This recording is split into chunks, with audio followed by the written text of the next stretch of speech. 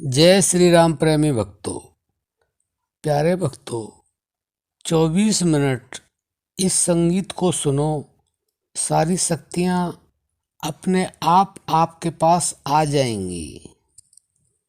भक्तों, वह कौन सा संगीत है जिसके सुनने से सारी शक्तियाँ हमारे पास आ जाएं?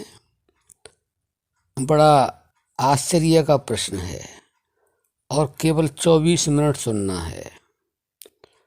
तो बड़े ध्यान से सुनना, बहुत ही महत्वपूर्ण प्रसंग है। अगर आपने जिस तरह से हमने बताया इस तरह से कर लिया तो वास्तव में ही आपको पूर्ण लाभ प्राप्त होगा और आपको जो चाहिए वह भी मिलेगा। देखिए, हमारे संतों ने लिखा है, निरंजन धुन को सुनता है संत सुजान, बैठ एकांत जमाकर आसन मूंद ले दो कान। भक्तों, यह जिस संगीत की बात कर रहे हैं, इसको जो संत होते हैं इस संगीत को वही सुन पाते हैं या बहुत ही भाग्यशाली होते हैं जिन पर भगवान कृपा करता है। वो संगीत सुनना किस तरह से है? एकांत में आसन लगा करके बैठना है और दोनों कानों को बंद करना है। उसके बाद में क्या करना है? जब आप दोनों कान बंद कर लेंगे, दोनों कानों में उंगली डालेंगे, तो आप यह सोचेंगे कि कान बंद करने से क्या सुनाई देगा। तो वह आपको सुनाई देगा जो हर मनुष्य के अंदर एक प्राकृतिक संगीत हो रहा है। करना नहीं पड़ता है, लेकिन केवल उसको सुनना है। उसके बाद में जब आप कान बंद करेंगे तो क्या होगा? झीनी धुन में सुरत लगाए करता नाद पिछान, घंटा शंख बंसरी बीड़ा बाजे मधुरी तान। यानी कि जब आप कान बंद कर लेंगे तो वास्तव में आपको झीनी झीनी धुन में अपनी सुरती को लगाना होगा और जो अंदर हो रहा है उसकी पहचान करनी होगी। घंटा बज रहा है, शंख बज रहा है, बंसरी बीड़ा की आवाज़ है और इतनी मीठी सुर आवाज़ है कि जो बाहर जगत में कहीं सुनाई देती नहीं है। आगे वो क्या लिख रहे हैं? ताल मृदंग नगाड़ा पीछे गर्जन मेघ समान, दिन दिन सुन सुन नाद धुनी को करता होवे मन गलतान। जो निश्चित समय पर और हर दिन उस संगीत को सुनते हैं तो क्या होता है? मन मस्त होने लग जाता है। यानी कि मन इतना चलायमान है कि वो रुकता नहीं, लेकिन इस संगीत को सुनने से वह ठहरने लग जाता है। और जब मन ठहरने लग जाता है तो संत क्या लिखते हैं उसके आगे? ब्रह्म ज्योति घट में दर्शावे बिसरे काया भान।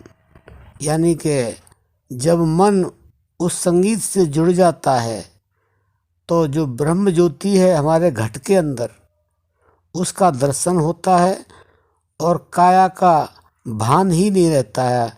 यह ऐसा होता है कि हमारा शरीर है ही नहीं, केवल वह ब्रह्म ज्योति ही है। उसके आगे क्या लिख रहे हैं?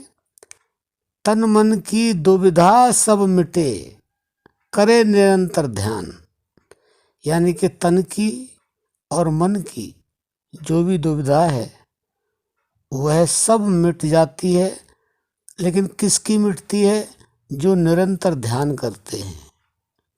और जब इस स्थिति पर साधक आ जाता है तो उसको सारी शक्तियाँ अपने आप आ जाती हैं और बुलानी नहीं पड़ती हैं। क्योंकि जब इस अवस्था में साधक पहुंच जाता है, जब इस तरह का वह ध्वनि, वह संगीत सुनता है, तो जब मन ठहर जाएगा, ब्रह्म ज्योति का दर्शन हो जाएगा, तो आप समझें कि फिर क्या रह जाता है। यानी कि जो परमात्मा की दिव्य शक्तियां हैं वह अपने आप उस शरीरधारी के पास आ जाती हैं, बुलानी नहीं पड़ती हैं। और अंत में संत क्या कह रहे हैं, ब्रह्मानंद मिटे भवबंधन, पावे पद निर्माण। यानी कि ये ब्रह्मानंद जी हैं, संत हैं, परम संत हैं। वह ये लिख रहे हैं कि भवबंधन जो है, भवबंधन क्या है, जो 84 का चक्कर है, जन्म मरण का चक्कर है, वह भी इससे समाप्त हो जाता है। और उस परम पद को वह मनुष्य, वह संत, वह साधक प्राप्त कर लेता है, फिर उसका आवागमन नहीं होता है। तो बंधुओं, आशा करते हैं आपने इसको समझा होगा। और समझने के साथ साथ अगर आप इस तरह से केवल 24 मिनट प्रतिदिन इस संगीत को सुनेंगे, नाद को सुनेंगे, तो आपको उस ब्रह्म ज्योति परमात्मा का दर्शन भी होगा, सारी शक्तियाँ आपके अंदर आएंगी और आपका मन निर्विचार हो जाएगा। और जब यह सब काम हो जाएंगे तो आप समझ सकते हैं कि आप क्या बन जाओगे, आपको क्या प्राप्ति होगी, यह बताने की आवश्यकता नहीं है। तो बंधुओं, केवल सुने नहीं, इसे जीवन में उतारें। और समझ में ना आए तो पूछ सकते हैं कमेंट करके कि यह समझ में नहीं आता है और यह आ रहा है, तो आपको कमेंट के माध्यम से जवाब दिया जाएगा। और इस तरह से आप अपने जीवन को आनंदमय बना सकते हैं, परमात्मा का दिव्य दर्शन कर सकते हैं और सारी शक्तियों का भंडार आपके अंदर अपने आप समाहित होगा। अब हम अपनी वाणी को विश्राम देते हैं। जय श्री राम।